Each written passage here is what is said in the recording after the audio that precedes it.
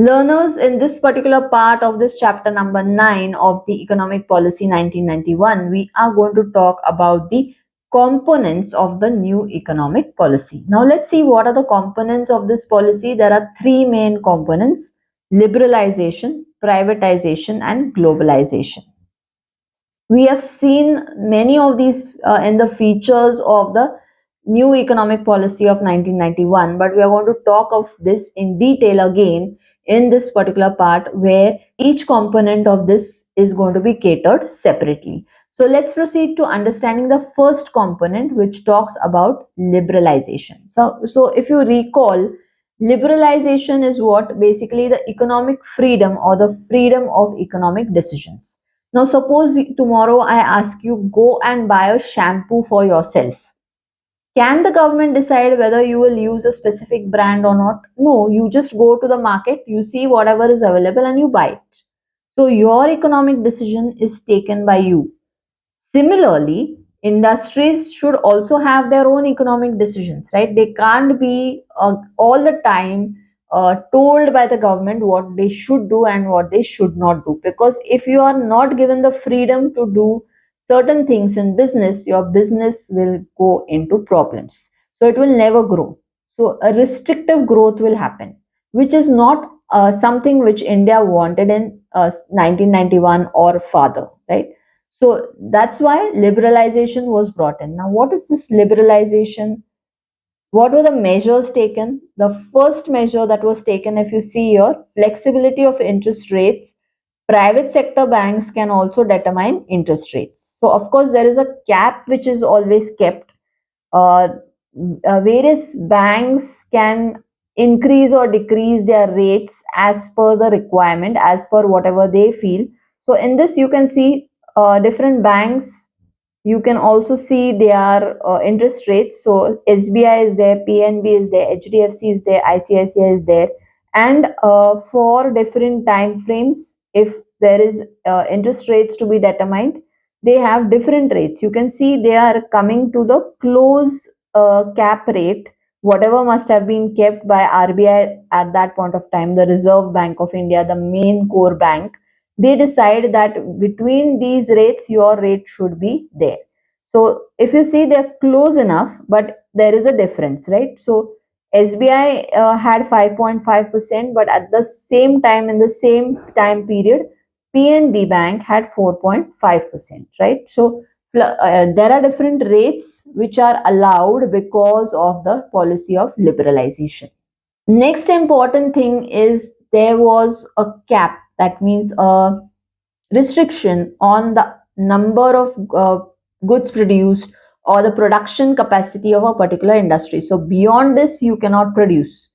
But later on, from 1991, capacity, how much the industry should have as capacity, how much it should manufacture, there was no cap, there was no fixed limit which was set by the government. And this allowed the industries to open. Because tomorrow, if you say, okay, chips manufacturing company can make only 50 packets a day, restrictive use, right? Restrictive growth will be there. But India cannot have this kind of restrictive growth, because if that is done, there is a lot of limitation. So that's the reason we find in this particular part of the policy, they said no. Henceforth, industries can use whatever capacity they want, they can make how many products they want.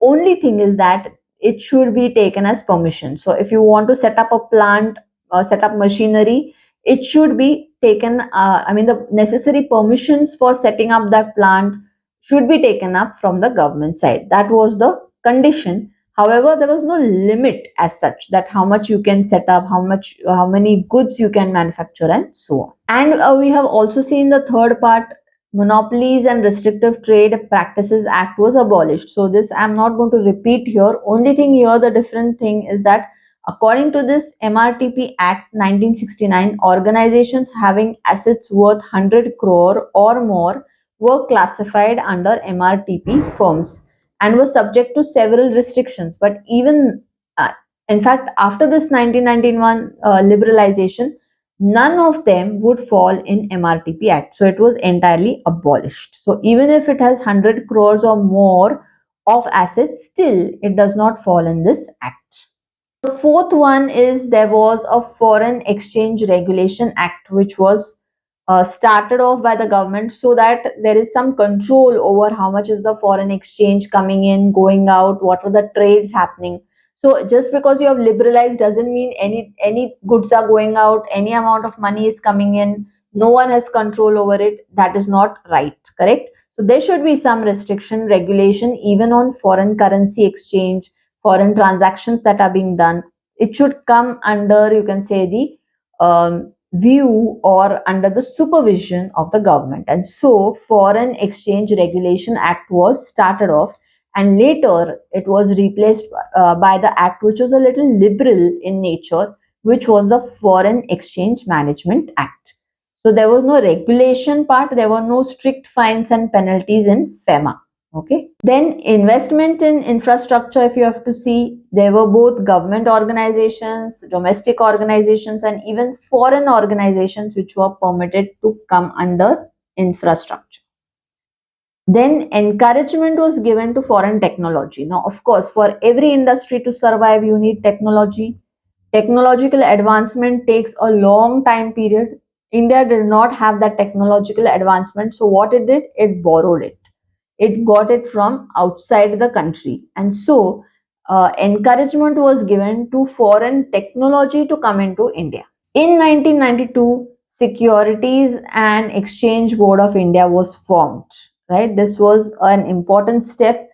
After 1991, since we found that a lot of foreign direct investment was supposed to come in, exchanges were going to take place of foreign currency. So naturally, there would be share capital. There would be a market which was there where goods, where the shares would be bought and sold. And so, Securities and Exchange Board of India was set up to regulate everything. Got it? The second component of this policy, economic policy of 1991 was privatization. Now, privatization means what? If the government is holding a particular company, owning a particular company, now they drop off that ownership and give it away to the private sector. Private sector means any third person, any company who is not considered to be in the government. So, as I told you, in the year 2014, only two industries were left in the pure public sector. Otherwise, there are many industries now also which are coming in the public private both mixture of ownership. So for privatization, what do you need? You need disinvestment. That means if I hold 100 shares of a particular company, I am the government and I hold 100 shares. Now I say this sector is open to the private players. How do I open it? By disinvestment. Instead of holding 100 shares, now I give away 10 shares to individual A. I give away 20 shares to another individual B. So now two more people from the private industries are going to join hands and I will have left only 70 shares. So 30 shares are distributed to the general public. This is what is the idea of disinvestment, and government did it for the purpose of privatization. Then, as I told you earlier, there were many sick industries which were to be revived, and so these sick industries shares were transferred to the industries who were interested in reviving them. Okay. Then comes de-reservation. So earlier government had put in their own hands that okay, we are not going to allow private players in certain sectors. Many sectors didn't allow. Like even if you take example of petroleum, whole control was there with government, but now you also have other private players. You find the Shell company, Reliance Industries, and other companies who got into the oil extraction, processing, and other such areas. Only currently, if you see atomic energy and the railways is something which is purely public sector. It doesn't have even a single person in from the private sector owning those companies. Rest everywhere you will find private players. Then comes the establishment of BIFR, which is the Board of Industrial and Financial Reconstruction. So to take decisions relating to sick industries which were existing in that time frame, by the end of 1996, 188 sick public industries were referred to BIFR, Board of industrial and financial reconstruction. So if there is a sick industry, then this will be reconstructed. That means the board will be reconstructed. Got it? And board will be reconstructed how? By handing it over to the private sector. Next was the formation of National Renewable Board. Now, what is this NRB? For workers who face unemployment and poverty due to the closure of public sector, they are going to have a hampered job, right? They don't have the employment. So this board provides compensation to the retrenched employees. So people who had to retire early because of the closure of industry, they should not suffer. So that's the reason National Renewal Board was started. In 1997-98, there was a status called as Navratna. Navratna means 9 gems. Nav means 9. Ratna means gems. So 9 gems of our Indian economy, which were there, they were given a status based on their performance. And you can see the list of companies here: IOC, ONGC, HPCL, BPCL, IPCL, VSNL, BHEL, SAIL and NTPC. All these were the Navratnas, which were the public sector organizations, but they were ranked in the best industries. And of this also, now we find that some shares are sold off to the private sector. There is also a classification which was done in the public sector, where in the public sector units, where they were classified as mini ratna, small jewels, small gems, and maharatna means bigger ones, which were more valuable in terms. That's why they were classified as maharatna. So mini ratnas and maharatnas, the category of mini ratna was public sector units that made a profit in the last 3 years continuously, and their pre-tax profit, that means profit before taxes, should have been 30 crores or more at least in one of the 3 years. Got it? There was a mini ratna category 2, where the public sector units who have made profits continuously for last 3 years, as well as it has positive net worth. Now, net worth is what? Basically the capital which remains in hand. Total assets minus your outside liabilities means your net worth, and this net worth is positive, meaning whoever has employed capital, invested money into the business, has a positive growth or at least some capital in hand.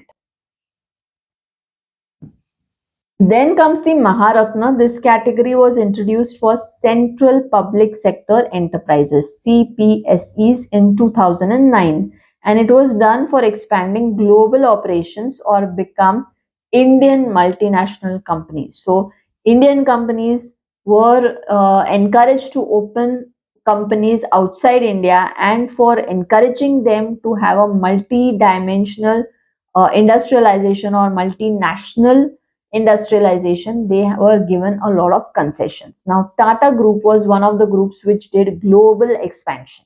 And finally, we have the third component, which is globalization. Globalization means what?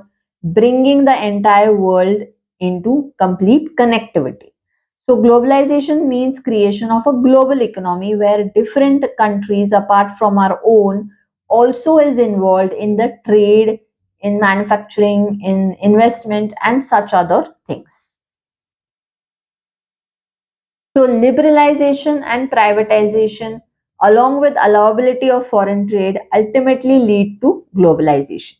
Now, what were the measures taken to allow or permit or bring in globalization? The first important measure that was taken was removal of quantitative restrictions. Now, if I say you want to import some product, raw material I want to import. Suppose I want to import semiconductor chips. Only after the import of these chips can I make certain electronic goods. Now, for making electronic goods, there is no restriction. But if I keep a restriction on the semiconductor chips that I can import, then my production will be hampered, it will be stopped, because the main key component has to be imported, right? Earlier, what they did, they were restricting imports so that our foreign currency is saved. But in the process of saving that money, we hampered our own industries, right? So that was something which was created as a problem. So to reduce on this problem, or to in fact do away with this problem, what they did, they said now no quantitative restrictions for most of the industries. You can buy whatever you need for your industry. So there were removal of restrictions on imports as well as exports. So how much you can export, no restriction is given by government.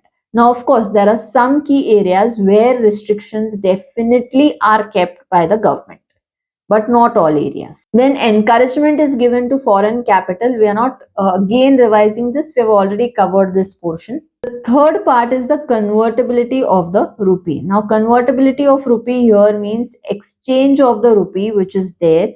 It is made more flexible. Now, when we talk about, let's say, any transactions in terms of trade, the imports and the exports, as I told you, there are minimal restrictions now on imports and exports of most of the goods. So, what is this? This is basically allowing the convertibility of rupee in terms of all current account transactions. So, I don't have restrictions on quantity and I don't have restrictions on value. So, I say if you want, I'm saying that okay, if you want to buy 100 units of a product, it's fine. And for 100 units, if you're paying 1 lakh rupees or 1,50,000, no one can stop you. So restriction is removed in terms of quantity. Restriction is also removed in terms of the value that you can actually exchange. So this is what we mean by rupee being fully convertible in the particular trade.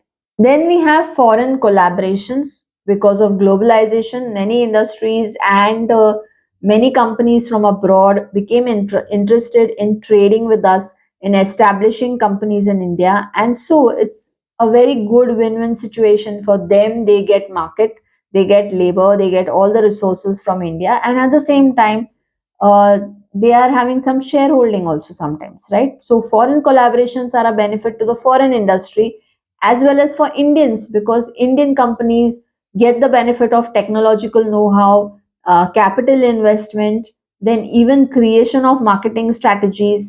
Even sometimes these industries can export goods to the foreign nations from where the investment has come, and so on. So there will be a multiple win-win situation created because of the foreign collaborations. So some examples to give you are Maruti Suzuki, and earlier there was Hero Honda. There were also long-term trade policies and also encouragement was given to exports. Now export-import exempt policy, various incentives were given to exporters.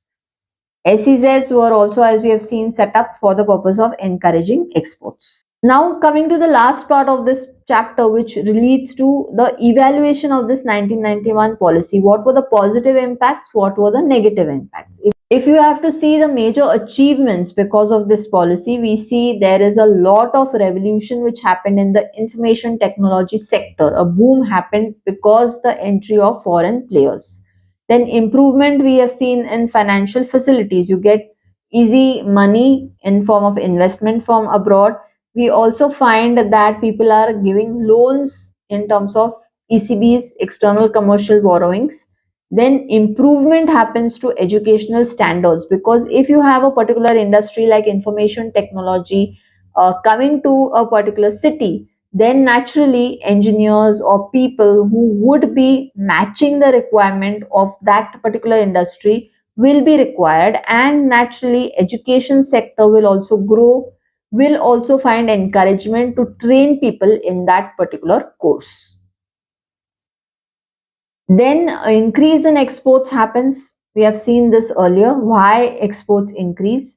Then diversification of cropping patterns. So agriculture also benefited because now there were certain commodities which had demand outside India. If you have a demand for sandalwood, sandalwood would be a crop which would be encouraged by the farmers to plant it, grow it, and sell it. Then it also solves the problem of scarcity. So in many areas we find, because of globalization, liberalization, what happens is we find the opening up of the economy, of the industries, to different products also. So consumers also get the benefit because you don't have scarcity of any product. You have multiple options, and this helps you to actually get the benefit. These are the major achievements that we found. Now, if we have to see the failures of this policy, how did this policy fail in different areas? Now, it did not lack full sufficiency. Then adverse effect was there on the domestic market. Now, if we find suddenly some expert comes into a field, then the person who is still learning faces difficulties. So this is exactly what happened in Indian industries. Indian industries were not firmly grounded, and they did not stand on their own feet before some other player, outside expert, came into that. So what happened to the Indian industries? They suffered. Suffered if they were not collaborating, not joining hands with foreign players. If they joined hands with foreign players, no problem. But pure Indian industries definitely suffered the challenges of competing with these global players. Then poor farmers were affected. Why? Because their crop patterns did not match what was required there. They did not get the price which would be required to for that particular crop they were making. Unhealthy competition, sometimes cutthroat competition, like if you take example of even Coca-Cola, Pepsi, other players in this market, what happens? Cutthroat competition is there, price bargaining happens, then people face difficulty because of this unhealthy competition. Unhealthy competition may even lead to poor quality of products. Then neglect on welfare aspect. This is a very important point because we find that privatization sometimes may lead to, and many a times in fact may lead to, profit maximization. So the only aim, the main aim for private players is expansion and profit maximization. Now for this, they may even compromise on quality, right? So that's why neglect of the welfare, social welfare aspect happened because of this policy. And finally, we have unemployment. Now, unemployment, we know it will not be necessary in terms of industrial unemployment. This will be mostly a disguised unemployment or underemployment of the particular people. So, unemployment was also created because of this 1991 policy. So, hope these points in connection with the 1991 policy are clear. Now, in the next chapter, we are going to talk about economic planning in India.